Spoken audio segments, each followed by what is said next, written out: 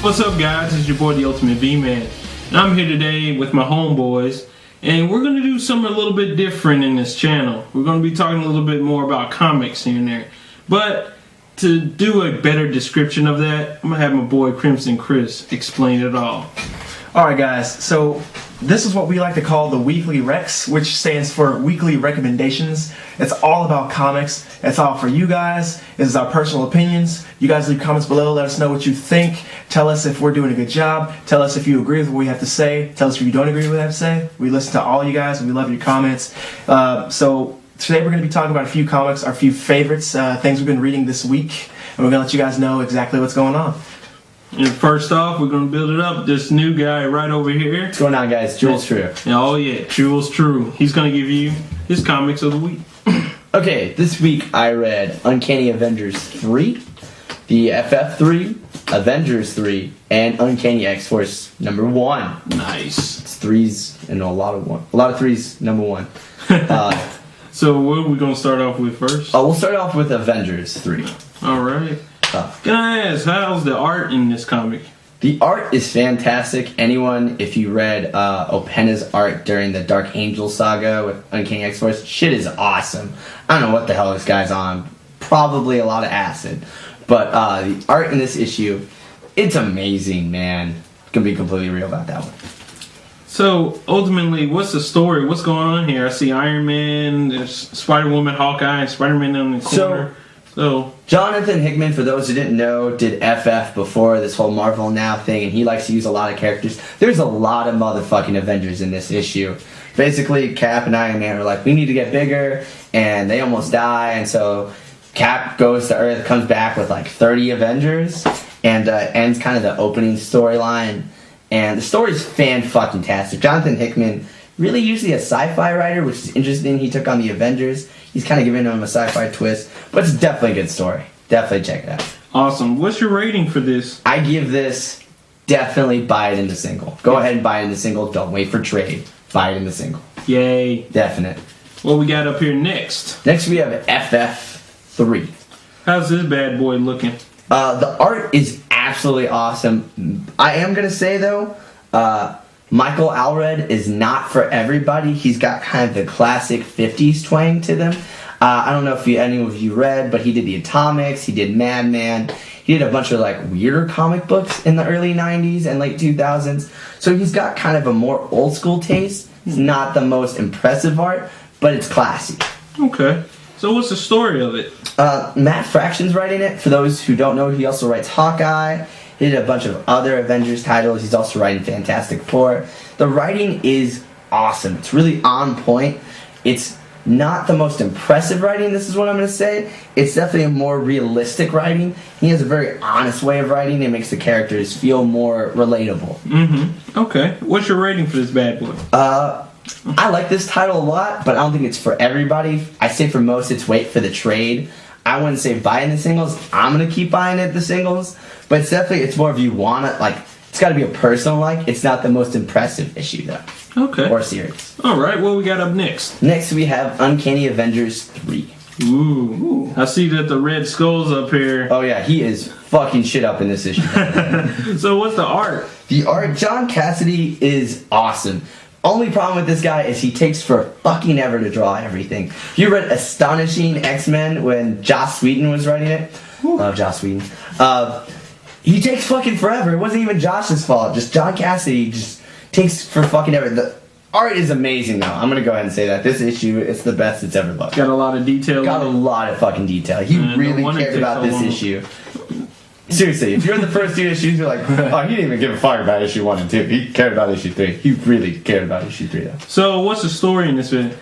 Rick Remender, big fan of Rick Remender. He wrote Uncanny X-Force before the reboot. He is kicking ass with this title in that, spoiler alert, he basically gave the Red Skull Professor X's brain, and now Red Skull is literally ruining this new Avengers team. It's half X-Men, it's half Avengers, it's all awesome. It's a fucked up title. Do not let your kids read this title.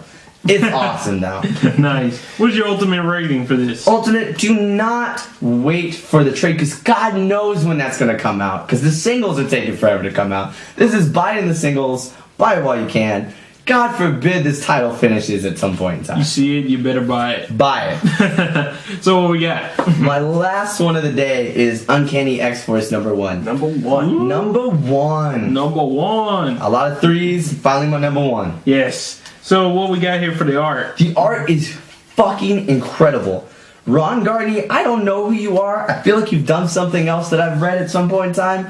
Because you got that kind of art that's awesome, but kind of forgettable. It's fucking awesome looking, though. Seriously, open this bitch up. This shit is good. A lot of good colors. God damn, the art's good in this one. Nice. Like, best art of the day for Just me. look at that. Just this fucking color. They're overdoing the Well, We'll I actually don't, put I don't a know if you picture can of it see up. this really well. got this. We'll post a better picture. If not, Google Maps that shit. Or Google Images. Google Maps. You'll find out the map. knows. Google Maps knows. Google Maps. It'll help you find how good this shit is. Or the nearest comic book store. So what's the story in this? Dude, Sam Humphries, he's kind of bounced around a couple titles. Understand, it is not Rick Remender's Uncanny X-Force. They make that very obvious in the first couple panels.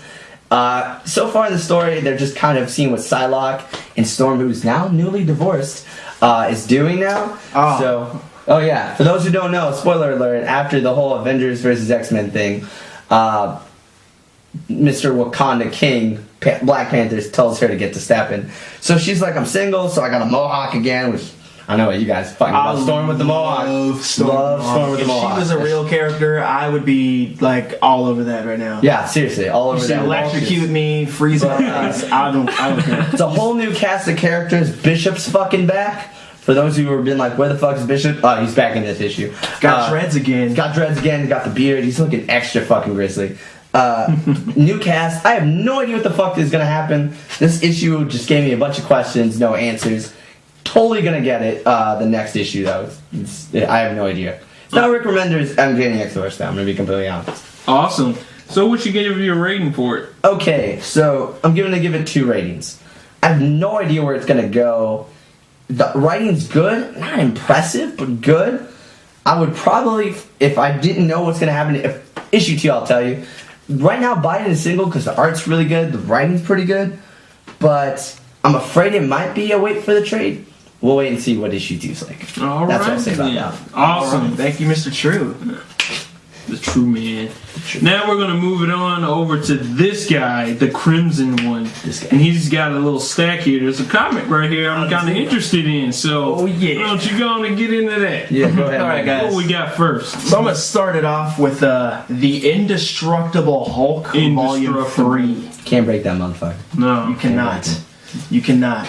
Oh man. So guys, I'm gonna just, before he even asks me a question, to let you guys know right now, Indestructible Hulk is hands down, without a shadow of a doubt, my favorite Marvel title right now to date. It's so good. It's so good. Go ahead. Ask me the questions. What is the art news? What is the art? What Okay. we got looking here? Because All right. there's War Hulk there I know breaking. you guys can't see this very well, and we'll post a picture up so you guys can take a better look. But the artist for this is Lionel Yu. Lionel Yu is a beast. He's a Bugger, beast. He's a beast. Okay, his art is fantastic. All right, I can't compliment it enough. It's the Hulk like he should look. He's got his little buzz cut again, but he doesn't look like freaking. He doesn't look like a Mongol. He doesn't look like Jason Voorhees this time. He looks huge. He looks scary. He is the right shade of green. He looks mean as crap. Like, who are the Ninja Turtles? You know what I'm saying? Slap Leonardo in the mouth. You know what I'm saying? Ninja Turtle. Who are the Ninja Turtles? Like the whole, the art my in this God. is excellent. Nice. The art's excellent. Okay, what's the story? The story in this, let me tell you guys, the story in this is one of the better Hulk stories I've read so far. Layman's terms, the story is about Bruce Banner deciding that he's going to do something better with his life, which is to join S.H.I.E.L.D., because if he joins S.H.I.E.L.D., then he has the resources he needs in order to make things to better the world.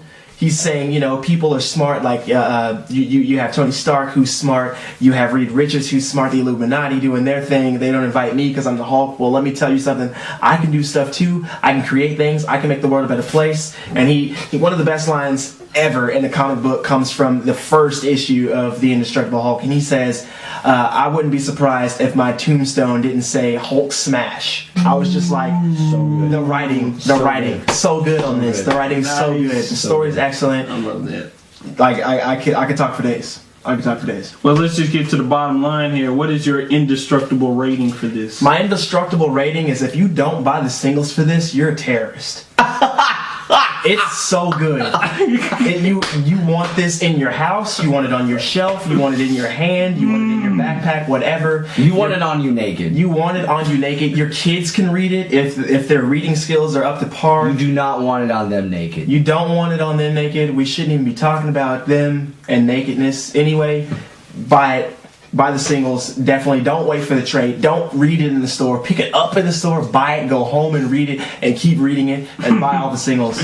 That's what I got to say about that. Who we got next? Next up, we have my second favorite title right now for Marvel Now, which is Captain America. I've read Captain America issue 3, actually just finished this not too long ago. It's interesting. It's interesting. It is interesting. From the look of it, it looks like Cap punching a baboon.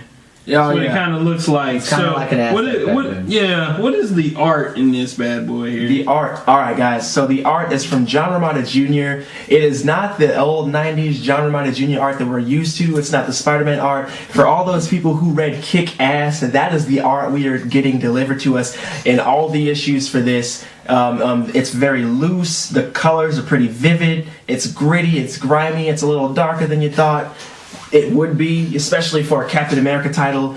But bottom line, the art's good. John Romita Jr. is impressing me. It may not be for everyone used to his father. You know, that he's not going to be his dad. He's not going to be like he was in the 90s. He's not going to be like he was in the Hulk, World War Hulk, or Planet Hulk. He's not going to be like that. He is doing his thing right now. This is his style. He's got a good colorist on his team. Whoever's doing the inks are doing it in a way where it makes sense. I like it, personally.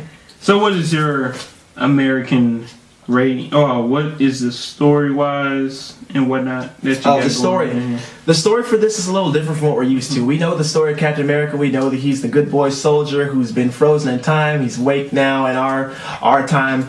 This story goes back to his past a little bit, but it's not stuck in the past. It's just flashbacks.